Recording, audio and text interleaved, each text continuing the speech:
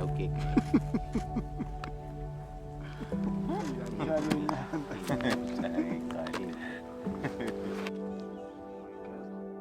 If you put ghost on tracks, you know that you get positive results.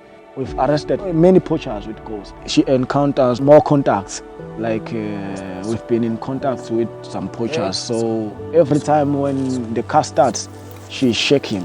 She knows that she's going to work.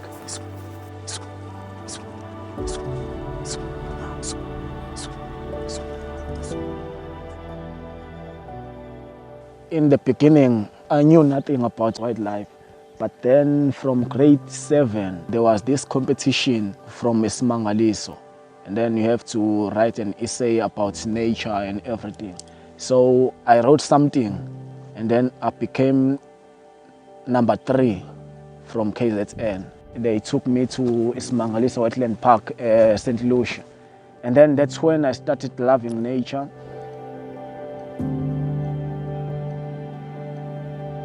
Growing up, I thought maybe I was going to be a soldier. So this opportunity came of working in the wildlife and military stuff. And then I saw that maybe it's an opportunity to be in love with nature.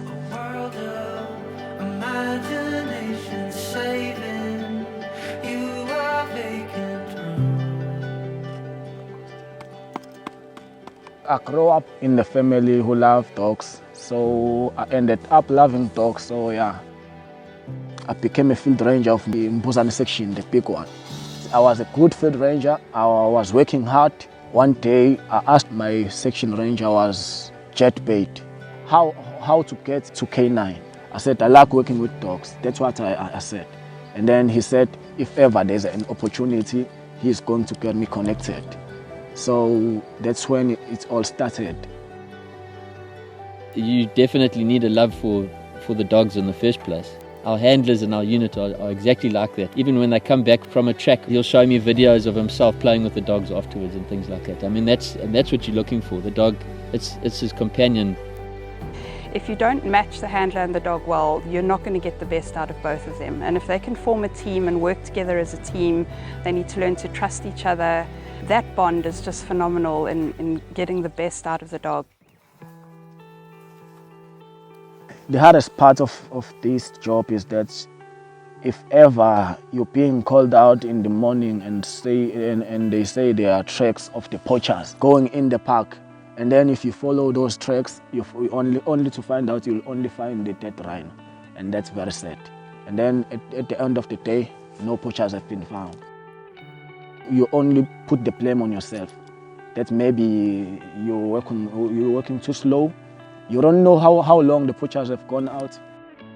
I'd love to tell poachers that please they have to stop doing what they are doing.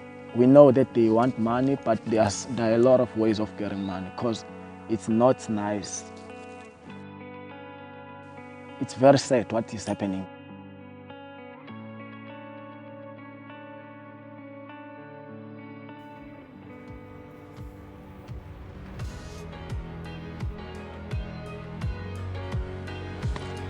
If we have to fight, we'll fight, because I assure you this thing will never stop. It's either we will fight or we lose. Yeah, that's what will happen.